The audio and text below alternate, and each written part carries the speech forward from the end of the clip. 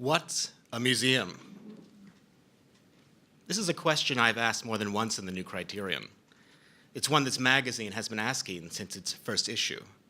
And it's one that I wish museums would ask more frequently of themselves, because the answers are changing through assumptions that are often unacknowledged, unannounced, and unexplored.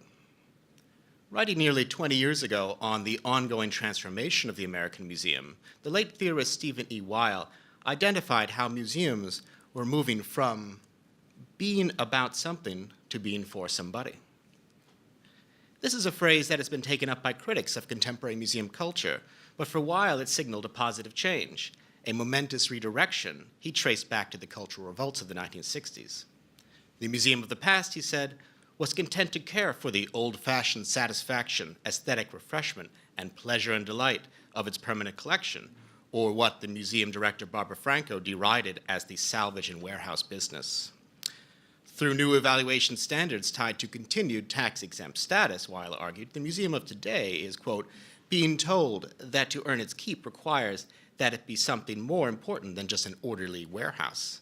In other words, through historical inevitability and government coercion, Weil concluded, the museum of tomorrow must come to see itself not as the steward of a collection of objects, but as an instrument for social change. 20 years on, the prophecy is coming true, but with increasingly ominous and destructive results, especially for collecting museums, which will be the subject of this presentation. In 1997, the Brazilian museum director, Maria de Lourdes Horta, envisioned how a museum without walls and without objects, a true virtual museum, is being born, to be used in a new way as tools for self-expression, self-recognition, and representation. Or as Neil Ben Ezra, the director of SF MoMA, more recently observed, times have changed. Back then, a museum's fundamental role was about taking care of and protecting the art, but this century it's much more about the visitor experience. Over the last few decades, the American Museum has only been too successful at turning this vision into reality. By the numbers, museums have become thriving enterprises, competing and ballooning into what we might call a museum industrial complex. Today, there are 3,500 art museums in the United States, more than half of them founded after 1970, and 17,000 museums of all types in total, including science museums, children's museums, and historical houses. Attendance at art museums is booming, rising from 22 million a year in 1962 to over 100 million in 2000. At the same time, and hand in hand with these numbers, billions of dollars have been spent on projects that have largely focused on expanding the social service offerings at these institutions, restaurants, auditoriums, educational divisions, event spaces, rather than additional rooms for collections. At the present rate, the Museum of the Future will virtually be a museum without objects, as new non-collection spaces dwarf exhibition halls, with the promise that no direct contact with the past will disturb your meal. Or, as London's Victoria and Albert Museum once advertised, the Museum of the Future will finally be a cafe with art on the side. The Museum of the Past focused on its permanent collection. The Museum of the Present forsakes the visited and its own cultural importance to focus on the visitor. From offering an unmediated window onto the real and astonishing objects of history, the contemporary museum increasingly looks to reify our own socially mediated self-reflections. This it does not to learn from history, but to show the superiority of our present time over past relics. The result is a museum that succeeds by every popular measure in its own destruction, a museum that is no longer an ark of culture, but one where the artifact at greatest risk is the museum itself.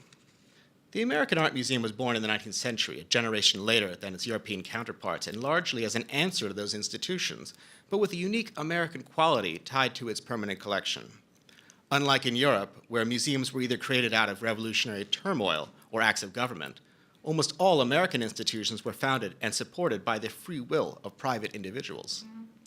The treasures these benefactors bequeathed became not only public objects of secular devotion, but also tokens of the idealism behind the institutions that maintained them, as manifestations of private wealth transferred to the public trust. American museums were founded in part to represent our civic virtues. The aesthetic education offered through their permanent collections was not just about history and connoisseurship. It was also about how hard work can become an expression of virtue by gifting objects to the public trust. It's truly an astonishing American story. No other country has seen such private wealth accumulated through industry, willingly transferred to the public good. But it wasn't long into the 20th century before some American museums began to attack their own cellular structure, usually in the pursuit of progressive social change. These assaults were most manifest in the physical transformations and deformations of institutional buildings. Now, in many cases, it should be said that the change in appearance of our museums was benign. Rather than malignant tumors, they signaled healthy growth through evolving architectural styles. The dozen or so buildings that make up the Metropolitan Museum of Art have created a unified whole out of an assembly that ranged from Gothic Revival to Beaux-Arts to modern. These diverse structures complement one another and work to complete the museum's founding vision.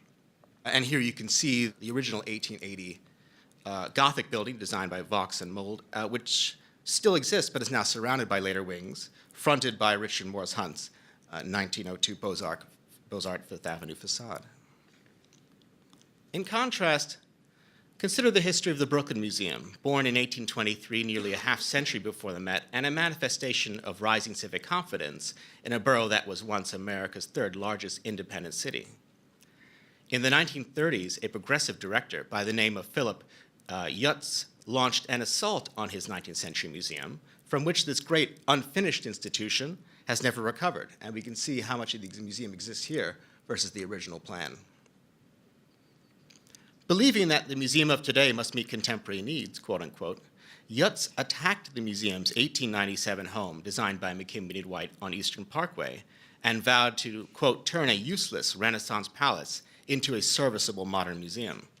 Praising the educational practices of the new Soviet museums, he undertook the transformation of the Brooklyn Museum from a temple of contemplation into a school of instruction, where the arts were put in the service of progressive ends, and funding would derive from the state rather than private philanthropy.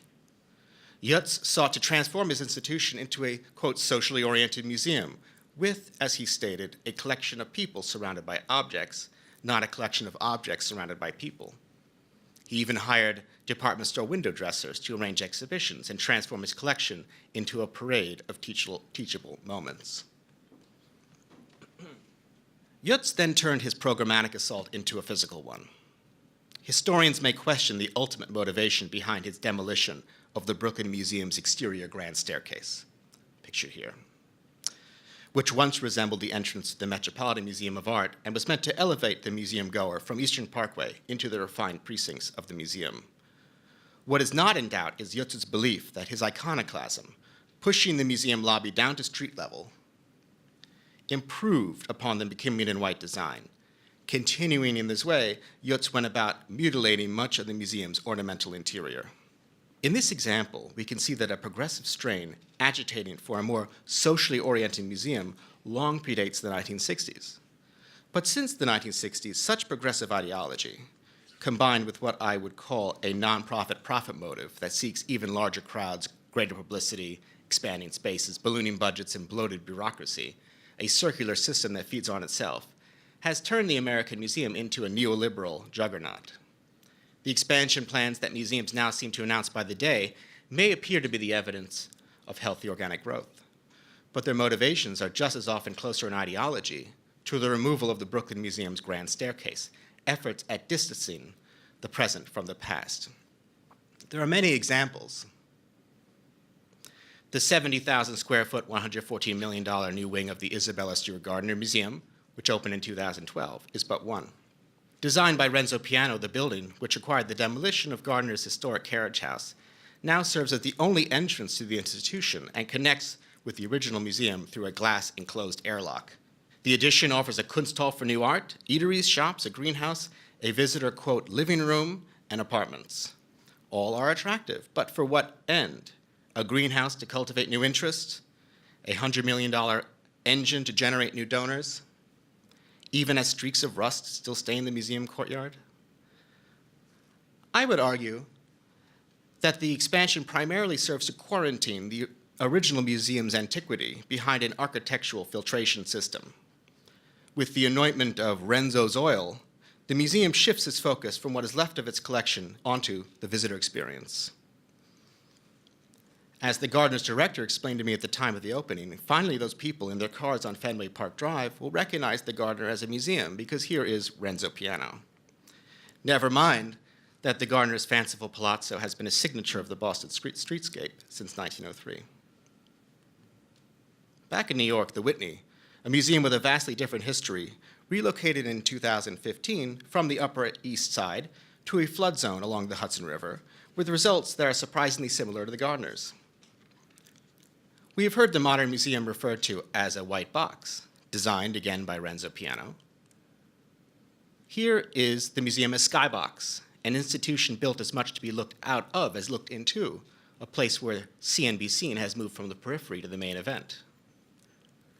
As opposed to the Whitney's former Fortress of Solitude on Madison Avenue, designed by Marcel Breuer in 1966, the new museum metaphorically explodes, reprocesses, and repackages its own history through a giddy, irrational space for spectacle and an incinerator for its dusty, unwanted past. This may be one reason why the institution has been rechristened as simply Whitney, dropping the words museum, American, and art from its branding. Yet while Piano increased the Whitney's floor plan from 85,000 to 220,000 square feet, just 50,000 of that is going to interior galleries, up from 33,000 on Madison Avenue. The rest goes to multi-million-dollar views and a circulation system that forces the museum goer outside onto a fire escape turned against the skyline, which, like Piano's Pompidou, treats the museum as an institutional theater. Do all of these changes and initiatives really turn museums into instruments of social change? Do they merely justify bigger budgets and higher ticket prices? I would argue that by mediating our experience through ever more gauzy filters, they in fact blunt the true radicalism of our direct encounter with the objects of history. Rather than decentering us at a radical moment of unselfing, as the director James Cuno once observed, today's institutions promote Museum Selfie Day and roll out every trick at recentering the experience of the museum around you. What better way, after all, to reap the benefits of hashtag advertising while entertaining the egocentrism of your turnstile clientele? But why not? What's so wrong about the Metropolitan Museum of Art's recent promotion of nail art sessions by Lady Fancy Nails, as it did around the show Manus Ex Machina? Or what about a promotion by the Art Institute of Chicago that offered a full-size replica of Van Gogh's painting The Bedroom, available for nightly rental on Airbnb? Or how about this year's Met Workout, a museum-sponsored event that advertised Goodbye Soul Cycle, Hello Vermeer and Picasso? You thought just trying to stroll through the Met collection was a workout. Try doing stretches in the shadow of Diana, or squats while pondering the shapely poise of John Singer Sargent's Madame X. This season, the Guggenheim Museum installed a working gold toilet designed by the neo-Dadaist Maurizio Catalan in one of its bathrooms. The facility, which requires a special guard and janitor, seen here, attracts hour-long lines that snake up the rotunda, and this is a photo I just took the other day. This interactive Duchampian sculpture, the most shared golden toilet on the internet, is called America, how original, but it might just as well be titled The Museum. The provocation is presented as an inside joke, but it ultimately degrades the institution itself for one more social media share. A golden toilet is an appropriate symbol for the museum fully dedicated to the visitor experience. Perhaps we should suggest a Golden Toilet Award for social engagement. The problem is that such promotions, by converting the museum from a temple of culture into a cathedral of the self, spend down its reserves of virtue. The Instagram age has little need for venues for self-expression, self-recognition, and representation. Our times yearn for a real unmediated engagement with the objects of the past that only a traditional collection-based museum can offer. This may be one reason why we saw widespread uproar over the recent rebranding of the Metropolitan Museum. It wasn't so much over its lackluster typography and its spendthrift rollout at a time of operational shortfalls. It was that so many people deeply admired what the museum's traditional brand had come to represent, and someone mocked it up as the meh. There are many counterexamples to this story. You will hear several today of museums that resist progressive currents and reaffirm their original collection mandates. Increasingly, I draw encouragement not from too-big-to-fail institutions, but from those tributaries and backwaters of our museum mainstream, from today's Hispanic society, for example, preserved in amber on 155th Street and Broadway, to house museums like the Morris Jumel Mansion in Washington Heights, where Lin-Manuel Miranda wrote parts of Hamilton while sitting in Aaron Burr's bedroom. Museum trustees still have the power to redirect the resources away from artless atriums and administrative bloat to true collection access through initiatives such as the Visible Storage Centers sponsored by Henry R. Luce. But I suspect we have only seen the tip of a proverbial iceberg now in the path of the museum at full steam. Museums may assume that new buildings and hashtag diplomacy will insulate them from the most destructive progressive mandates, but these are just openings for a new generation of cultural leaders, contemptuous of the permanent collections of robber barons, to undermine their stewardship. Already, ill-adventuring museum directors, such as Thomas Hoving, has showed us what could be done through deaccessioning when, in the early 1970s, he began liquidating bequests over the objections of his curators to enhance his own discretionary spending. Now look for a further loosening of deaccession standards. For a generation, museums have chased after the numbers, with blockbuster exhibitions and amenities that have indirectly ceded curatorial control to the turnstile. The government now looks to accelerate this abdication of leadership through re-envisioning our grant programs, as the National Endowment for the Humanities announced this year. If the museum visitor now expects to receive the keys to the collection, backed by government mandates, there may be little hope to save the museum from populist whim. Earlier this month, an activist group called Decolonize This Place continued its targeting of museums by storming the rotunda of the American Museum of Natural History.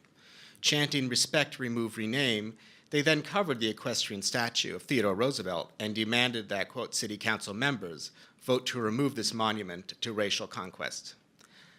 At one time, this might have seemed like an extreme suggestion, but given the current iconoclasm on university campuses, the protesters know they are part of a populist insurgency. This is the end result of the Museum for Somebody, a museum without objects that is ultimately objectless, a museum for nobody. Thank you.